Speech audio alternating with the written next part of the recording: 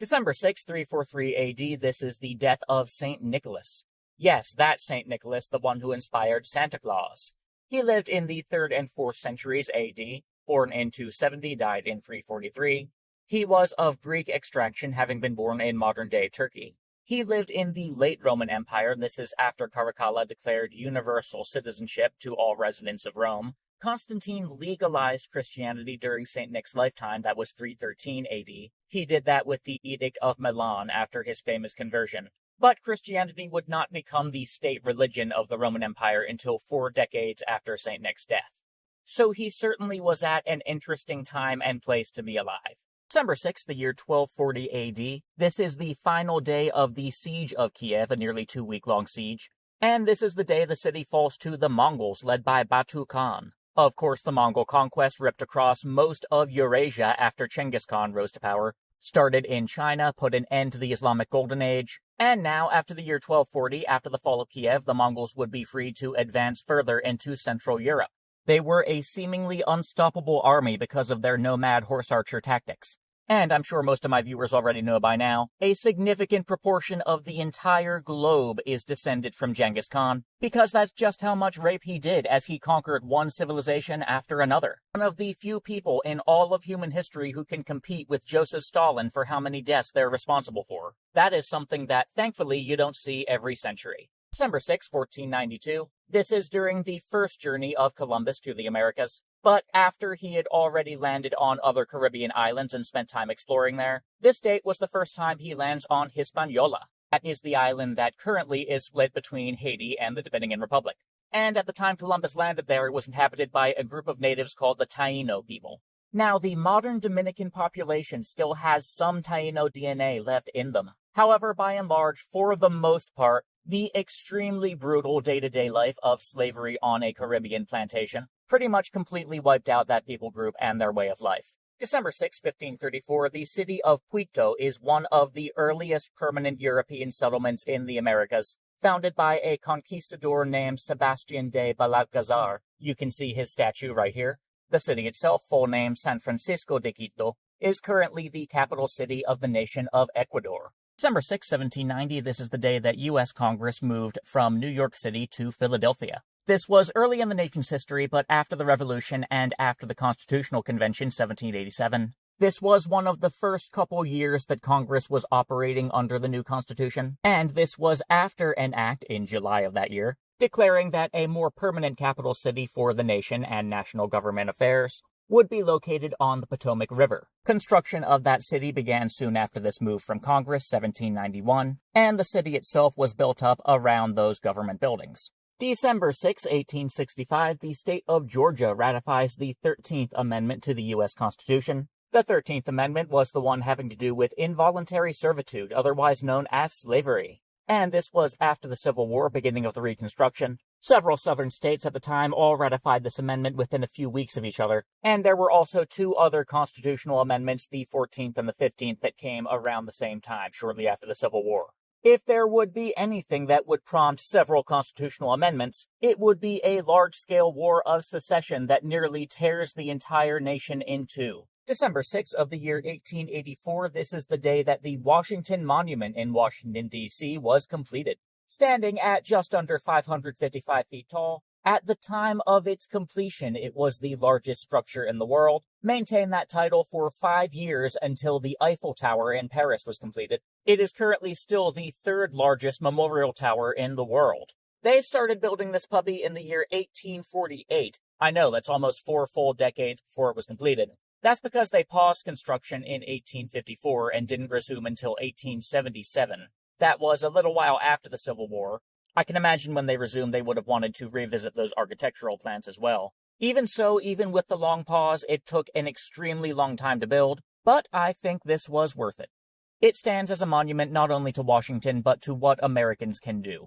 December 6, 1889, this was the date of death for Jefferson Davis. He was a longtime U.S. Senator from Mississippi before the Civil War. However, he is most known for being President of the Confederate States of America during the Civil War. After the war, Davis spent 2 years in prison. After that, he took his family to Quebec, and then later to England and France, bouncing around a little.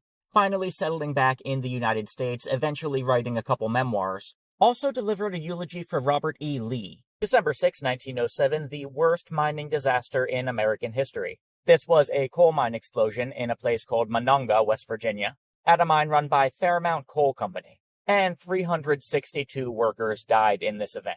That's out of a total of 420 workers that were present in the two affected mines, resulting in more than 3/4 death rate. That was quite a big one.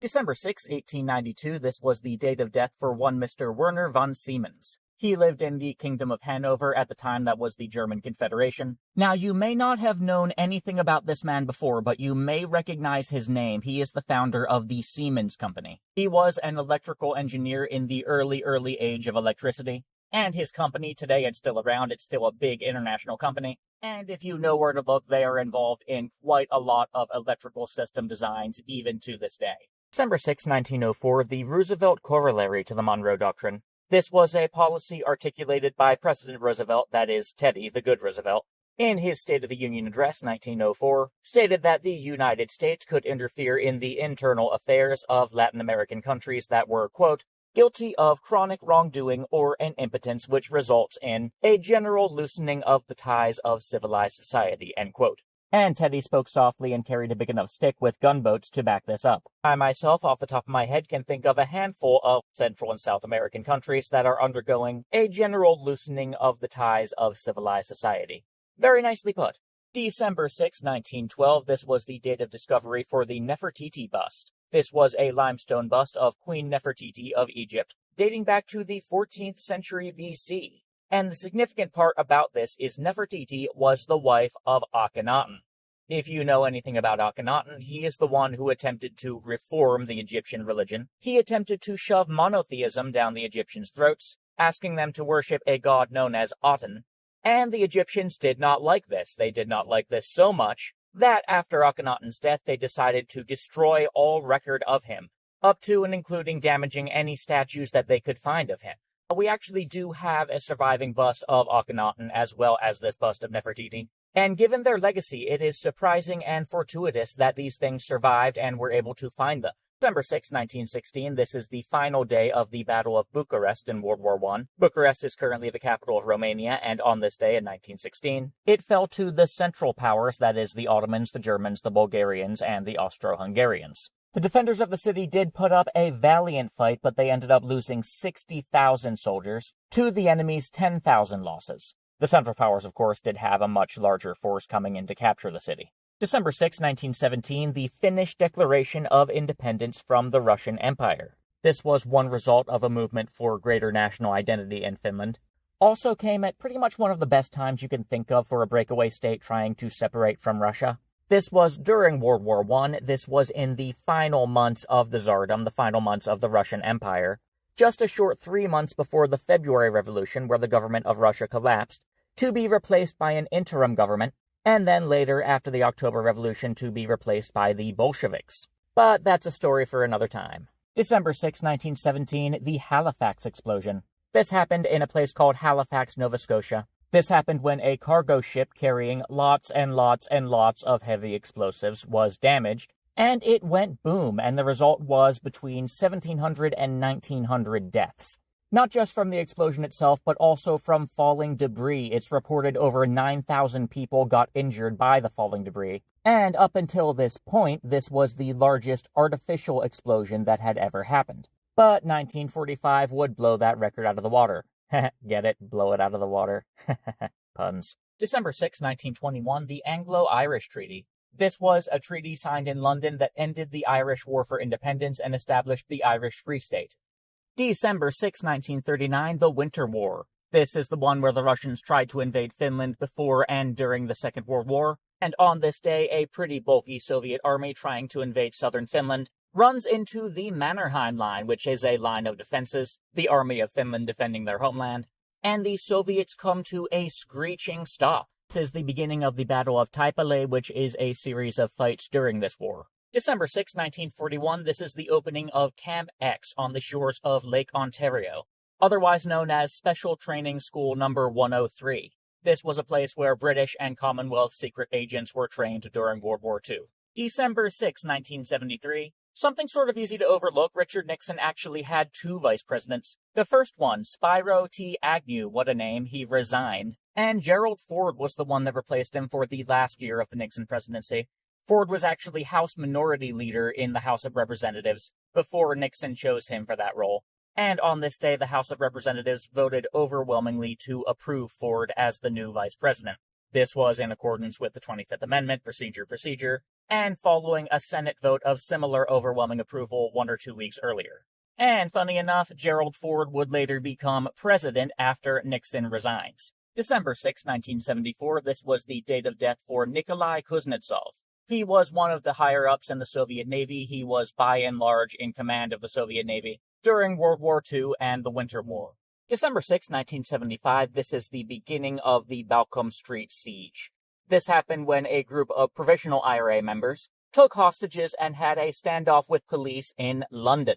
This was part of a series of events known as the Troubles, and these events resulted from the fact that the Irish really did not like that North Ireland remained under British control. December 6, 1978, this is when the nation of Spain officially ratifies their new Constitution of 1978. For those who don't know, during the 1930s, Spain was having a civil war, the result of which was a 4-decade-long rule of one Mr. Francisco Franco, which ended when he died in 1975.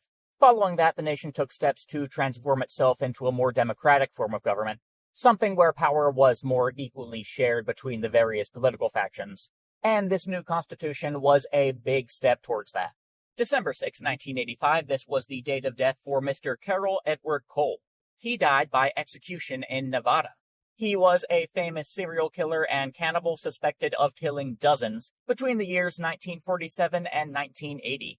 December 6, 1990, this is the day of a plane crash in Italy.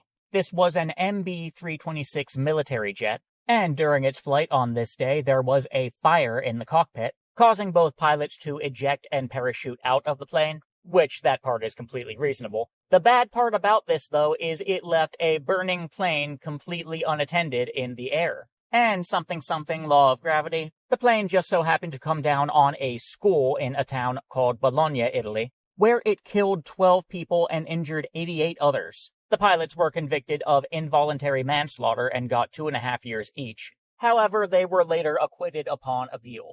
December 6, 1998, this is Hugo Chavez, and on this day he wins a presidential election in the nation of Venezuela. He would take office the following February, and he's the one credited for putting Venezuela on the communist track, to be succeeded by Nicolas Maduro, who, quite famously, got captured by the U.S. in New Year's week of 2026. Chavez was in office until his death in 2013. He is known for raising up the middle class in Venezuela, but he did this by hedging his bets on the country's one huge export, which was oil. So yes, people got TVs and microwaves who didn't have those before. However, as soon as the global price of crude oil dropped, that is when the music stopped in the country. The economy, in fact, would have been a lot more stable if this guy had invested in more industries than just oil, and relied a lot less on the warmth of collectivism. December 6, 1999, this is the day of a Ninth Circuit Court decision regarding copyright law in the online world. A&M Records versus Napster was the one where all the big record companies got together to go after a file-sharing website for allowing MP3 files of copyrighted music to be shared online. An MP3 file, despite not being a CD, it is a change in format, but it is not transformative, so fair use does not apply. And the plaintiffs, all the big record companies, showed that allowing MP3s to be so freely distributed online did affect record sales. So there they could prove damages. Now, if I'm being honest, this is a legally sound decision from the court. I just think that enforcement of copyright law is very annoying.